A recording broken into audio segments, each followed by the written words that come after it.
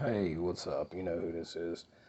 Um, I've decided to forego the music because I get sick and tired of saying I don't own the rights to the music. So yeah, this old girl here, we're stripping her down, getting her ready for the bone heap. The gentleman, as you're following my shit, you know I got three of these bikes, right? This one's about to be gone, and a blue one I bought years ago with a bad stator is going to take its place. I've gotten everything useful off of this bike. And excuse my mess in here, man. This is all I'm working with, but yeah, we got a pile of parts. Gentleman I got it from said that carburetors were quote unquote cleaned out. And I could tell somebody's been in there, but let's get you a little look at how a motorcycle carburetor works. Now, on a Goldwing, you got four carbs, four cylinders, right? Two on either side.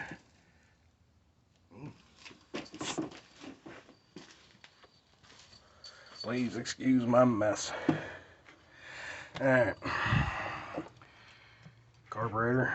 This is the top housing. Down inside here is a diaphragm. And this right here is why I say if you can get non-ethanol fuel, get it. Use premium. Premium has less ethanol. You're going to want to use ethanol stabilizer too.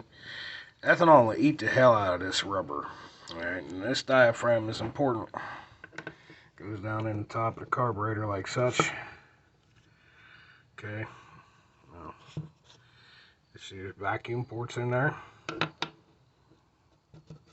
And there's a spring in here. Okay. The cap goes down on there. Now that spring forces the slide and the needle down. Now, you look here on the side of the carburetor. Get your butterfly. When you open this, the engine is sucking on here. When you open this, you're drawing a vacuum. And when you're drawing the vacuum's hitting here in the diaphragm and sucking this thing up like that. And it's pulling the needle out of the jet. That's where the fuel comes out. You see how that needle's tapered? The further out of that hole this needle goes, the more fuel goes in here. And the vacuum pull on that, the pressure of that is what moves that up and down. Now this gets torn because ethanol gasoline has deteriorated it. Obviously, this system is not going to work. That's just one reason. I'll turn her over and show you the bottom. Goldwing. Now this is dirt bike carburetor, pretty similar. Some of your two-strokes don't got it, but most all your four-stroke carburetors are going to be like this. In the bottom, you got several parts. Ethanol will eat this shit out of this too. Get the focus. This one's slightly worn. I knew this was coming. You can see I grew my fingernails long, and it makes it easier to deal with these tiny parts when you got some fingernails, man. I look goofy like Frankenstein, but there's a method to my madness that makes my life easier. It's a little hard to get her to focus. It ain't gonna. There's a little wear on here. What this does, this is your needle seat. Goes down in here. There's a carburetor float that hooks into that little piece of wire. Okay. And on the bottom, there's a float bowl. See all that garbage? You got to get that out of there. That's no good. That's got to be cleaned out. So, fella, you did okay cleaning the carbs, my man, young man. I know you watch my videos. The guy, his son cleaned these carbs. You did real good up in here, but you can't leave this crap in here. You got to clean this out, buddy. And that seal shot too. I'm gonna have to order that. Anyways, gasoline goes down into this little bowl here, and when it drops down, these floats, they drop down. When they drop down, because it's getting sucked up by the engine, pulls this up. That allows gasoline to fill the float bowl. Now,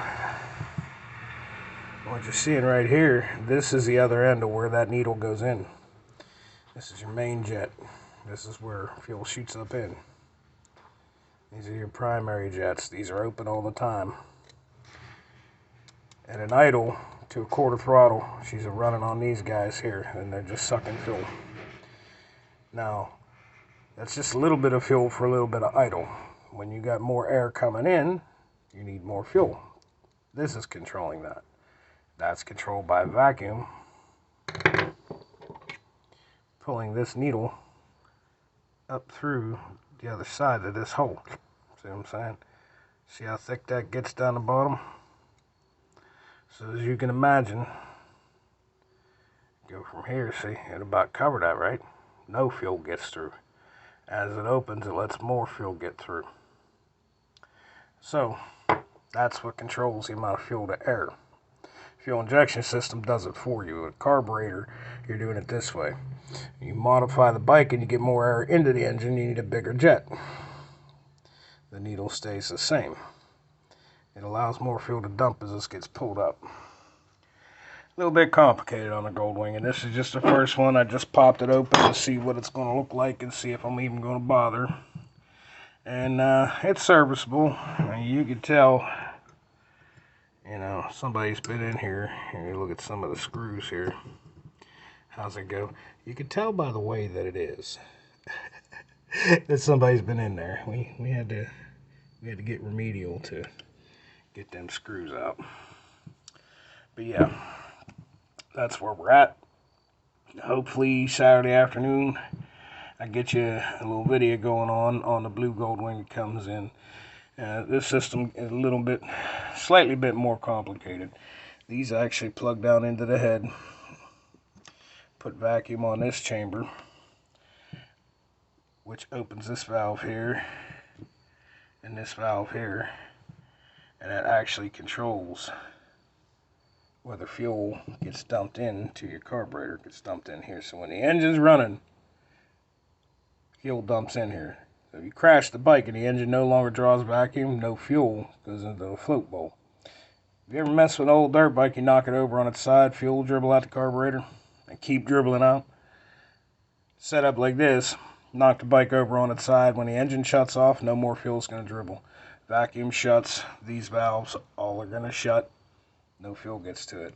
There is also a fuel pump on this bike.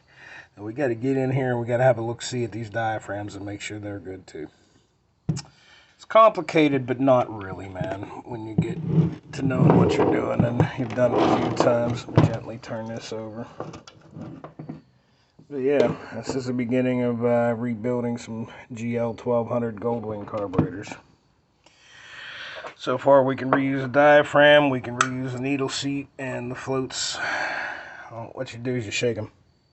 You'll hear dirt in there. Another way you can do it is submerge them in water and see if bubbles come up. I'm almost going to guarantee these are good. They're plastic floats, so these are all reusable. But, you know, stuff like this here, O-ring on here. Feel it with the fingernail, it's hard as a brick. That's just not going to seal when fuel hits it. So you still need a rebuild kit. It's going to come with these new, should come with a new diaphragm. And even though this guy is still serviceable, but barely, oh, you can almost see it here. There is wear on that rubber tip. And if this one's like that, the rest of them might be worse. So yeah, that's what's up. That's what's going on here at the Phoenix Motorsports compound, also known as my tiny little garage behind my house. She's in good shape. Don't need nothing. Just needs put up for the winter. I gotta buy a battery tender and put on. I'm gonna do that this year. I normally will take the battery out of the bike and put it in the house where it's warm. This year we're gonna get a battery tender. This bike, I don't know what I'm doing with this yet. I really don't. The blue Goldwing that I've got that I'm bringing in here is the Goldwing Interstate. And it doesn't have all the bells and whistles and electronics and bull crap that's 40-some years old that stops working. It's a lot more simpler. I think that one might be the street bike, and this we just might do something cool with. We'll see. Depends on how ambitious I get.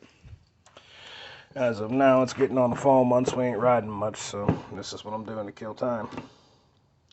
Anyways, I'll see y'all later.